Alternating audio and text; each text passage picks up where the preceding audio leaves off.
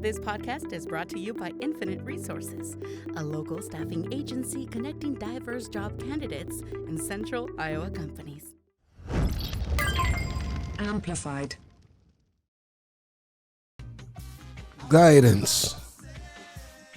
This is Negus, Ruderson Imhotep, PhD, and here we go again with another episode of Babylon Makes the Rules. First and foremost, we want to thank Infinite Resources for sponsoring Amplified DSM as we go forth in another episode of Babylon Makes the Rules. As I stated earlier, my name is Dr. Negus, Ruderson Imhotep, and I am the CEO and cultural memory specialist for Ruderson Consultancy Group, LLC. I do keynote speeches and lectures. I'm a cultural memory specialist. I provide cultural competency training for businesses and also cultural strategies. Here we go again. Another opportunity dealing with Babylon Makes the Rules.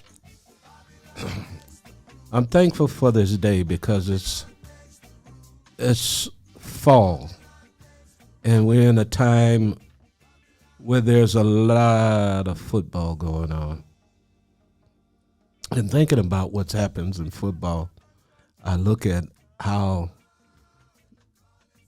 boys and men get on the field and go into physical confrontation, running and bumping heads and knocking each other down on the field. But from a cultural and as well as a historical mindset, I look at what is going on today in college and NFL football and high school football as a facsimile or a reflection of what happened in the ancient Roman civilization, where men would compete into this big coliseum and go on the field for battle, where they would kill one another for the pleasure of those who were in the coliseum. Babylon makes the rules. Why do I say Babylon makes the rules? Is because the Eurocentric Frankfurt School of Thought provides the rules that this nation runs by. And today I'm talking to you about football. But I have one person in particular I want to talk to you about today. An icon here in the state of Iowa, Jack Trice. And the topic of my talk today is called the public execution of John G., better known as Jack Trice. John G. Trice was born May 12, 1902, and he died October the 8th, 2023. He was an American college football player who became the first African-American athlete at Iowa State College. Trice died due to injuries suffered during a game against the University of Minnesota on October 6, 2023. He is the namesake for Jack Trice Stadium at Iowa State Football Stadium. It was 1923. And let me give you some background about Jack Trice. He was born in Hiram, Ohio in 1902, the son of a former Buffalo soldier named Green Trice. As a child, Trice was active in sports and demonstrated outstanding athletic skills. In 1918, Trice's mother sent him to Cleveland to live with an uncle. Trice attended East Technical High School, where he played football. And in 1922, Trice followed 5 of his teammates as well as a former high school coach, Sam Williams, to Iowa State College in Ames. It wasn't called Iowa State University. It was Iowa State College at that time. While attending Iowa State, Trice participated in track and football primarily as a tackle in football. He majored in animal husbandry with the desire to go back to the South after graduation and to use his knowledge to help African American farmers. In the summer before his freshman year, at the age of 19, Trice married Cora Mae Starlin, who was only 15. They both found jobs to support themselves through school. Trice also was a member of Alpha Phi Alpha fraternity and was initiated through the Alpha Nu chapter for Drake University and Iowa State University. On October the 5th, 1923, the night before his second college football game, Trice wrote the following in a letter on stationery at a racially segregated hotel in Minnesota, St. Paul. The letter was later found in Trice's suit just before his funeral. That hotel that he stayed in and the rest of the members was the Radisson Hotel there in Minnesota. Trice, a black man in 1923 in the Midwest, playing college football amongst people that had a pure disdain for who he is. I was looking at this letter the day before he played. He said in this letter, my thoughts just before my first real college game of my life. These are the words of Jack Trice. He said, the honor of my race, my family, and self is at stake. Everyone is expecting me to do big things, and I will. My whole body and soul ought to be thrown recklessly about the field tomorrow. Every time the ball is snapped, I will be trying to do more than my part. On all defensive plays, I must break through the opponent's line and stop the play in their territory. Beware of mass interference. Fight low with the eyes open and towards the play.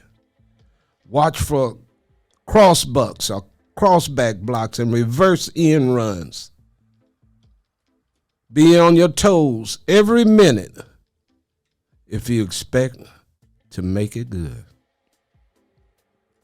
These are the words of Jack Trice.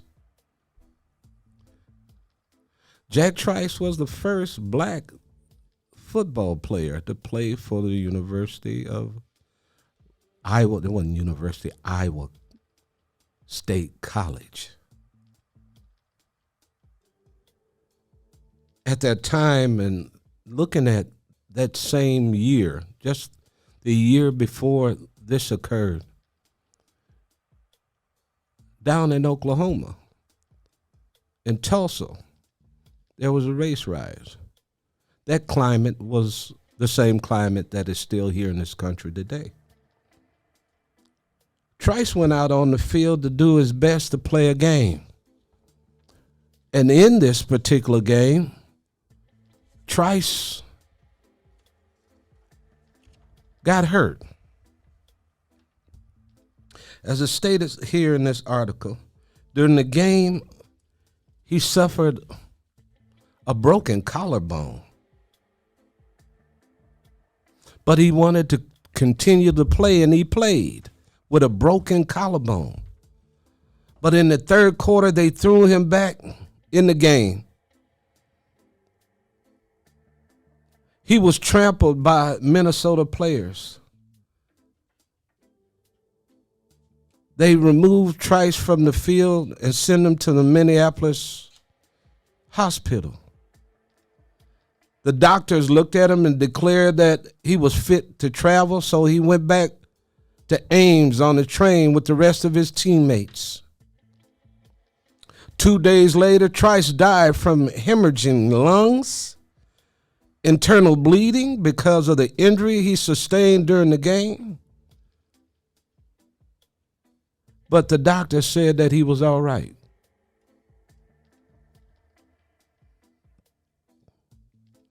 That's why a lot of people, especially of African descent, have distrust for people in the medical fields.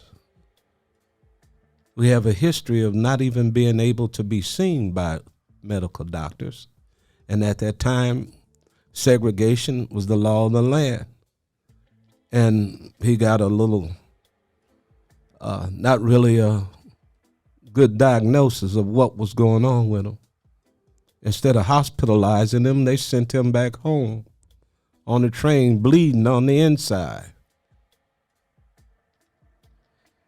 What got me is as I read different articles from different people, and one in particular is a book called Outside In, and it has a in-depth history on black people in the state of Iowa. But yet, the individual that wrote this article about Jack Trice provided a whitewashed expression of what occurred. In the book Outside In, they speak of Jack Trice's injuries and stated that the injuries were accidental, that wasn't purposely done.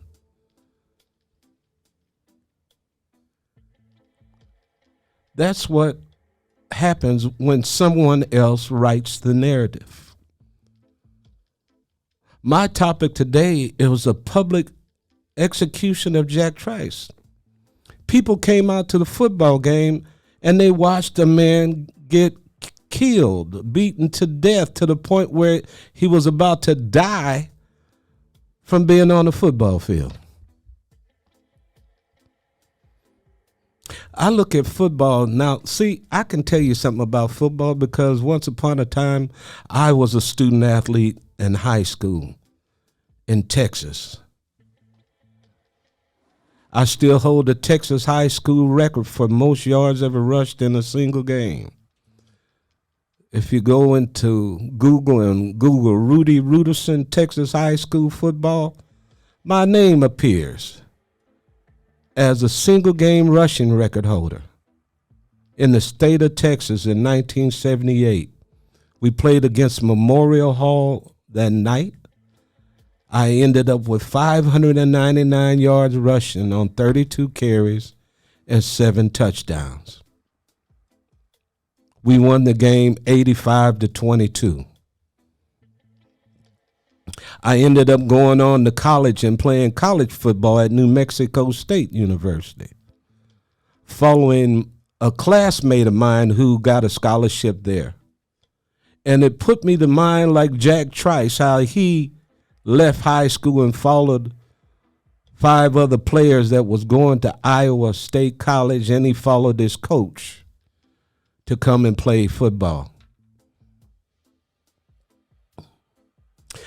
I remember myself back in the late 70s going to high school football games where we didn't know if we were coming out of there alive. As a matter of fact, that same year in 1978, I remember coming home to my parents' house and walked in the house, and my dad was in the kitchen, and I was walking back towards the room as I came in the house, and he said, "Son, who are you playing this weekend?" And I said, "Dad, we're playing Viter." And I kept on walking, and he said, boy, come here. And I came back. I said, yes, sir. He said, who are y'all playing? I said, we're playing against Vidor High School in Vidor, Texas. He said, did you know who they are? Where's that at? I said, no, sir. This is somewhere out in East Texas. He said, yes, but it's the headquarters of the Ku Klux Klan in the state of Texas. And we had a night game to play there that night. So my father called his buddies. He called all his friends, and they came and drove and followed our bus as we drove from Houston to Vidor. And all of his friends, I guarantee you, were strapped. They had their pistols. We got to that place, and we got on that field and started to warm up for the game. And it was dusk. It looked like the sun was going down, and shadows were starting to cross the field. And all of a sudden, here comes an ambulance in the middle of the field. And they turn a siren on. And all of a sudden, this football stadium was surrounded by woods. And I guarantee you, people just start coming out the woods like the movie Deliverance. The game started, and the first play of the game, our quarterback got up under the center to take the snap, and our quarterback happened to be an African-American named Sammy Williams, and he said, down, set, and before they hiked the ball, the man on the defense jumped across and dove and hit our quarterback before the ball was snapped, knocked him to the ground, spit in his face, and told him, get up, nigga. I'm telling you, it was a fight. It was a fight like crazy. They video filmed the game, and I even saw in the film the following week where my parents and other men were standing on the field with their pistols. We fought against these people who didn't really give a dang about somebody that didn't look like them, because I remember when we came into town, there was a sign that stated, welcome to Vidor. We let you know that if your skin is not the color of mine, don't let the sun go down on you in Vidor. We played against these individuals. We beat them. And I remember at halftime, our coach told us right in the locker room, he said, keep your helmets on. When the game is over, run straight to the bus. Don't go to the locker room, get on the bus, and don't look back. And that's just what we did. We were chased out of town by bands of individuals because we defeated their team. Afterwards, I remember that night we got back home to Houston, and my dad told me, he said, well, son, if you had never, ever done it before, he said, y'all whooped the Klan tonight. And that's just what we did. I had to think about that and fill in the case for Jack Trice. When people say that, a lot of folks will like a moderate or softer, milder, and gentler way of looking at a particular situation. But as a critical race theorist and looking at cultural memory theory, which is basically a framework which explains the relationship between the parts of the past and the present.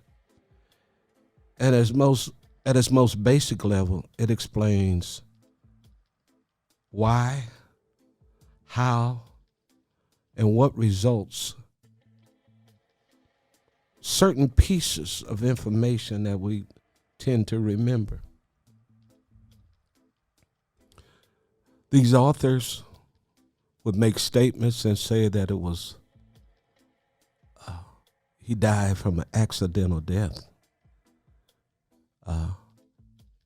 There was interviews by players. Some players stated that they didn't see anything. One player in particular stated that he saw him being murdered, one of his own teammates. Then we look at what happened with Jack Trice, and that's 1923. And it wasn't until 1997 till Iowa State University got enough oomph in them, enough testicles to stand up like men and do the right thing by addressing a problem that occurred. I'm inclined to believe that the Civil Rights Acts and the civil rights movements of the 1960s and 70s helped to change the mindset of Iowa State University. But it didn't happen until people constantly petitioned to say this is something that needs to be rectified. This is something that needs to be stated. They had placed a monument away from the stadium, but yes, just recently, I think it was last year, year before last, where they finally built a monument right by the stadium celebrating Jack Trice's life. A young man who felt the whole world was on his shoulders. He felt that his entire race, his entire ethnic group, the African American community was pushing for him. He wanted to go to school to learn animal husbandry so he could go back and help underdeveloped and underrepresented populations, marginalized people, black people who were sharecroppers. All he wanted to go to school was to get an education so he could come back and help his community. Yet his dream was extinguished on the second football game he ever played at Iowa State University. He lost his life. Oh, I can remember so well when I see the pictures from the past, how people would line up and come out to see a public lynching. When I think about this college football game on October the 8th, 1923, people came out with popcorn and hot dogs and ready to see the game, and they watched only black player on the team get his collar broken, sent back out on the field, and then to get stomped to the ground by 5 players. That was a public execution. It was no more difference than what happened with George Floyd up in Minnesota. It's no different from the hundreds of thousands of others who have been tortured and killed in the public, not by police, but by the public.